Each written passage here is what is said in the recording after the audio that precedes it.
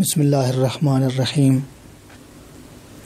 رب یسر ولا تعسر واتمم بالخیر۔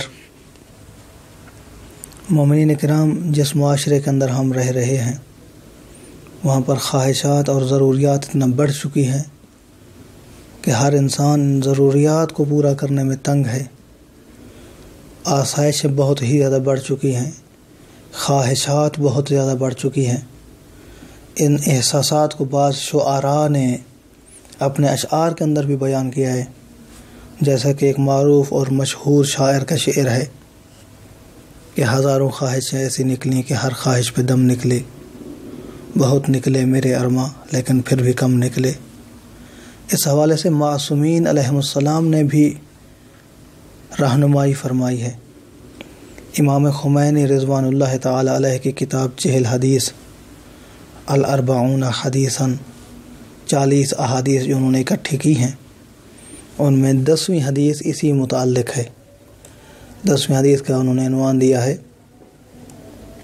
اتباع الہوی و طول العمل، خواہشات کی پیروی کرنا اور لمبی امیدیں باندھ لینا۔ اس کا کیا نتیجہ ہے؟ اس حوالے سے کیا ارشاد ہے؟ حضرت علی علیہ السلام مولا متقیان امیر المؤمنین فرماتے ہیں کہ انما اخاف علیکم اثنتین۔ امیر المؤمنین فرماتے ہیں میں ڈرتا ہوں کہ تمہارے اندر یہ 2 چیزیں نہ پائی جائیں، میں ان 2 سے ڈرتا ہوں کہ تمہارے اندر یہ نہ پائی جاتی ہوں۔ کون سی 2 چیزیں مولا؟ فرمایا اتباع الہوی و طول العمل، خواہشات کی پیروی کرنا نمبر 1، اور دوسرا لمبی آرزوئیں بنا لینا، لمبی آرزوئیں رکھنا۔ ان سے امام علیہ السلام فرماتے ہیں کہ میں ڈرتا ہوں۔ نقصانات کیا ہیں؟ خواہش کی پیروی کرے تو کیا نقصان ہوگا انسان کو؟ لمبی آرزو رکھتا ہے تو اس کا کیا نتیجہ ہے؟ امام علیہ السلام کی زبانی، پیغمبر اسلام کے سچے جانشین کی زبانی، خلیفہ بلا فاصل کی زبانی، امیر المؤمنین حضرت علی علیہ السلام کی زبانی سنیے۔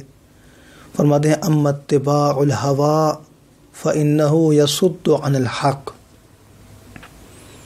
اگر نقصانات سننا چاہتے ہو تو سنو کہ خواہشات کی پیروی کرنا یہ حق سے روک دیتا ہے۔